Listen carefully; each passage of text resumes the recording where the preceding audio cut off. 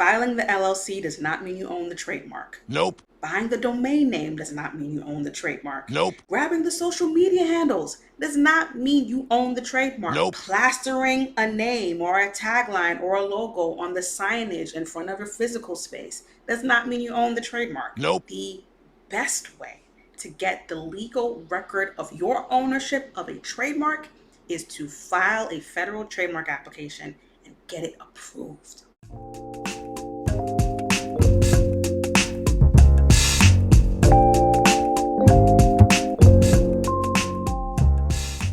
Hey friends, welcome back to my YouTube channel. I'm so glad you're joining me today. As always, we talk about trademarks all day, every day, and today's topic is trademark applications. And I always love to start these videos by giving some context, right? Some definition, lay the foundation.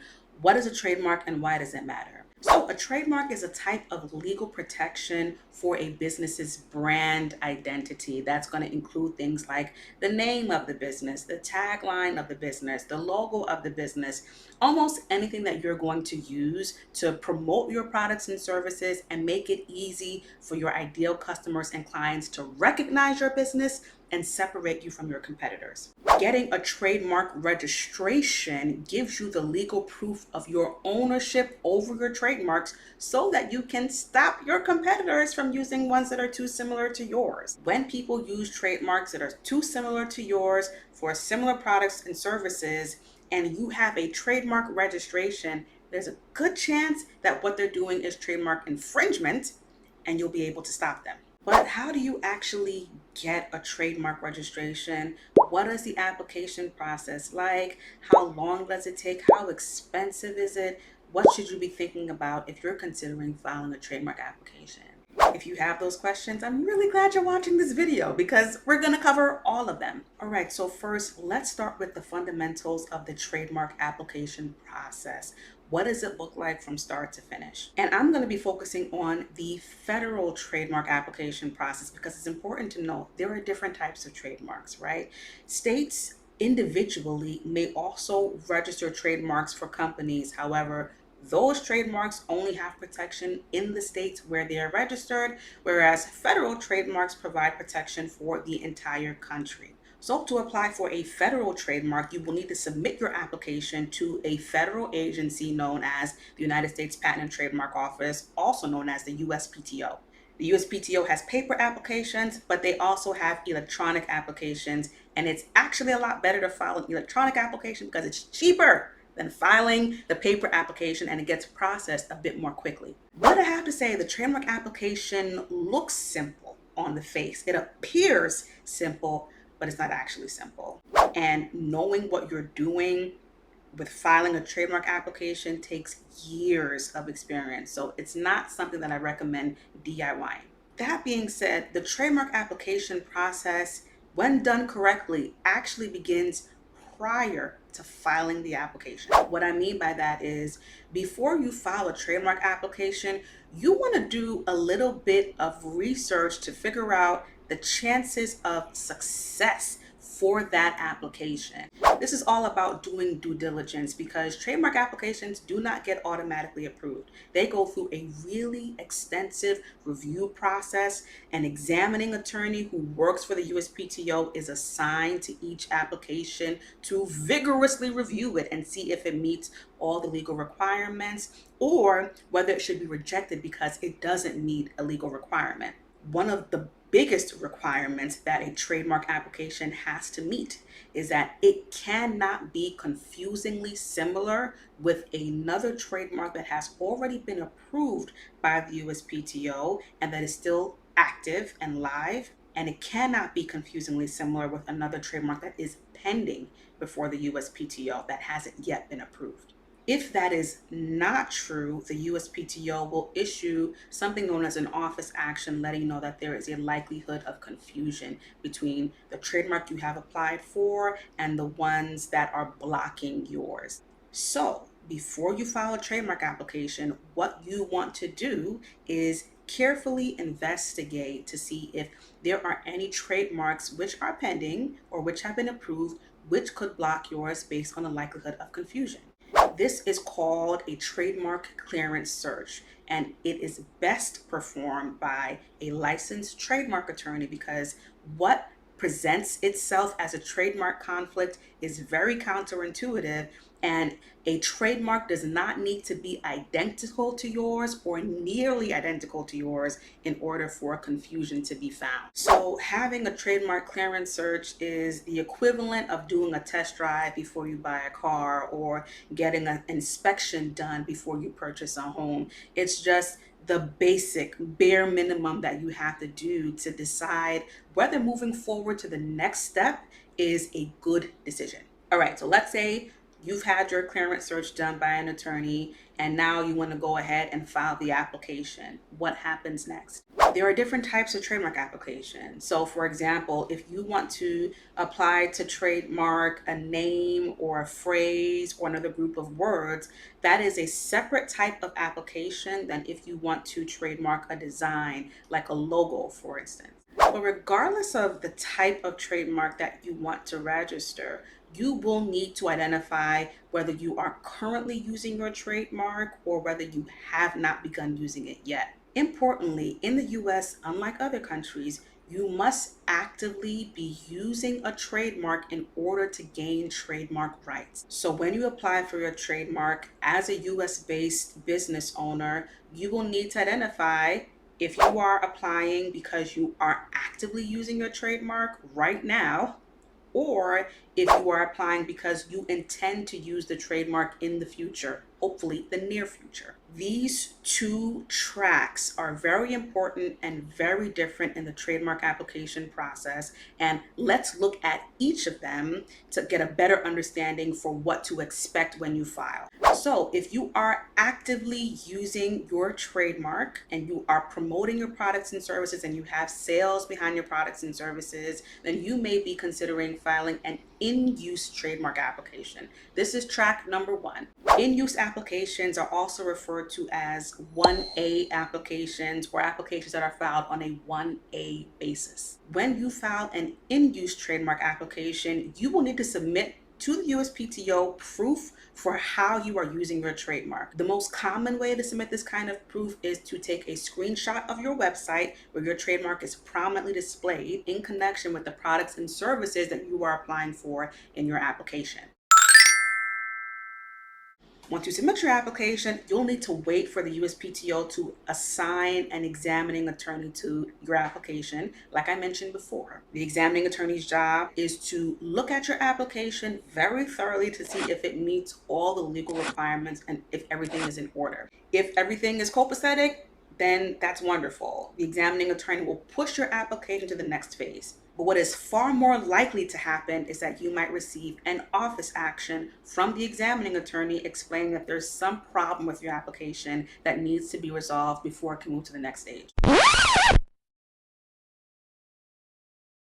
A likelihood of confusion, like I mentioned earlier, is one of the issues that can be brought up in office action, but there are many more issues beyond that. Some of these types of issues can be very simple to answer or to respond to and deal with.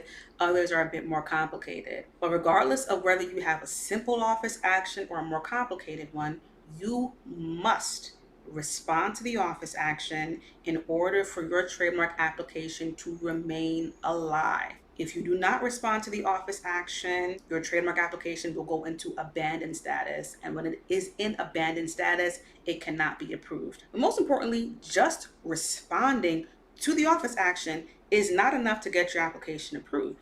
You have to respond correctly, addressing whatever concerns the USPTO has and allaying those concerns before they will withdraw the office action and permit your application to go to the next stage.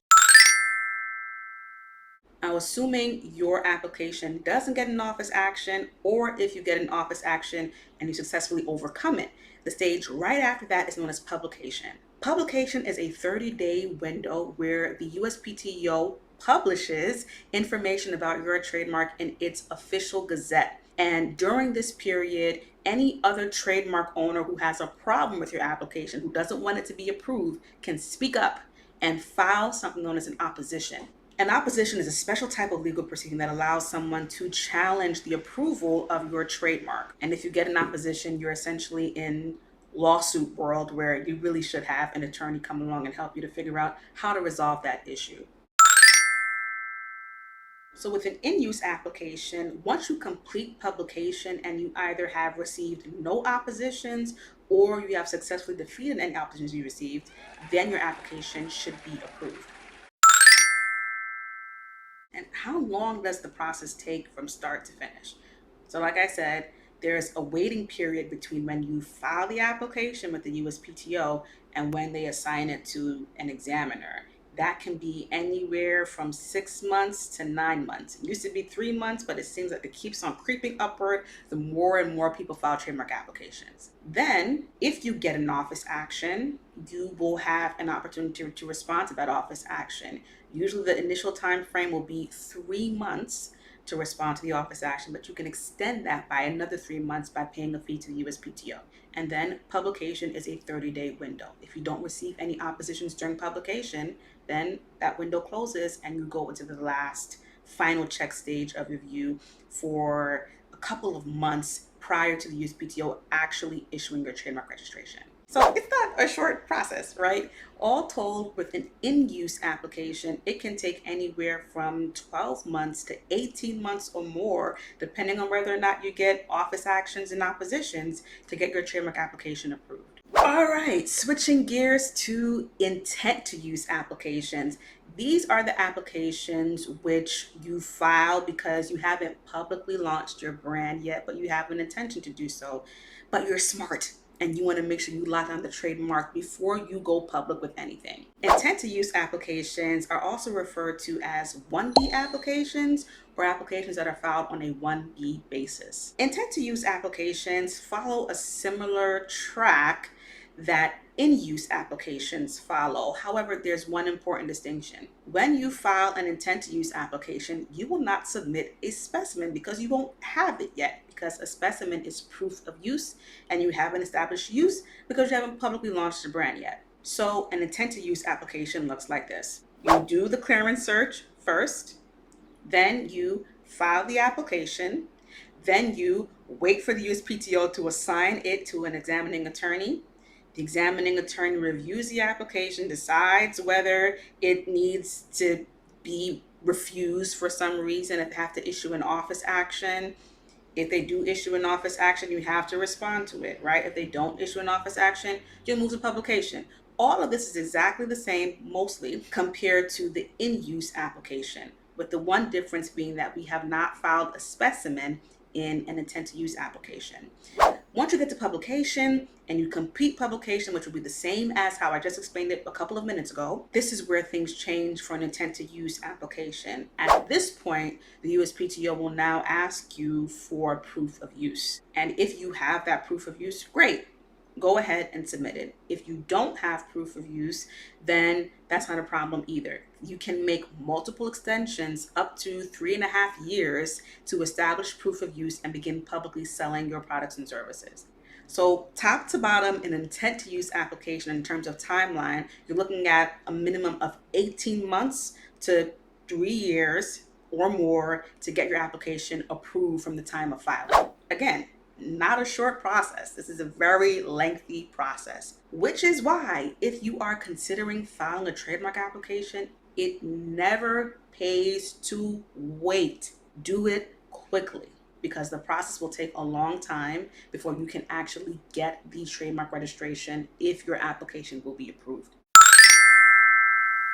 The final thing to think about with the trademark application is cost.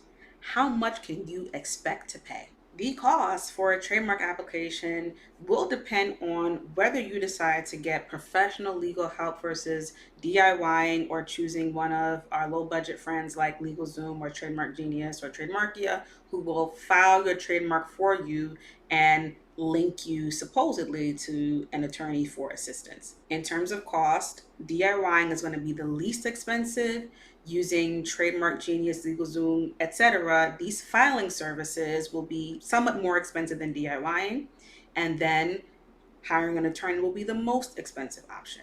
At a minimum, if you are DIYing your trademark application, you can expect to pay anywhere from $250 to $350 per trademark class you are applying in. A class is a category of products and services, and each trademark application must have at least one class. So depending on the number of classes you have to apply in for your trademark, multiply that by 250 or 350 depending on the type of trademark application that you choose. As I mentioned, using a filing service might be a bit more expensive than that. I tend not to think these are a good idea because filing services don't really provide you with legal counsel. And with the filing service, you might as well be DIYing because the attorneys that they link to you sometimes don't have trademark experience, or they just don't really care about helping you. And if your trademark is simple, then great. But if you experience any challenges along the way, if you get an opposition or an office action, they're going to peace out and leave you hanging. So beyond that is the option of getting professional legal help for a trademark. If you go this route, you can expect to pay at least $1,000, probably more, for legal assistance to file your trademark application. But it's always useful to try to find attorneys who will work with you on costs, who have payment plans or other kinds of really creative, flexible ways of working with clients to make it easy for you to afford what you need. And what you need with a trademark application is a competent and knowledgeable attorney, because there are so many ways to screw up an application and ruin it and weaken your rights in the process. Most of the time, when it comes to trademark applications, DIYing or using a filing service doesn't save you money in the long run. It actually ends up costing you money because oftentimes there are mistakes that are made on those applications or other issues that ultimately do require an attorney to come and fix. And word to the wise, an attorney fixing a problem is almost always more expensive than having an attorney handle the application for you from the outset. So that is the trademark journey in a nutshell. We talked about the application process, the timeline, and the cost, so you have a better understanding of what you can expect when you file your trademark application. So I thank you for watching. If you found this video helpful, please like and subscribe for more content. Any questions, drop them in the comments. I read and respond to all questions personally, and I want to make sure that I answer your question if you have one. So again, thank you for watching, and until next video, bye-bye.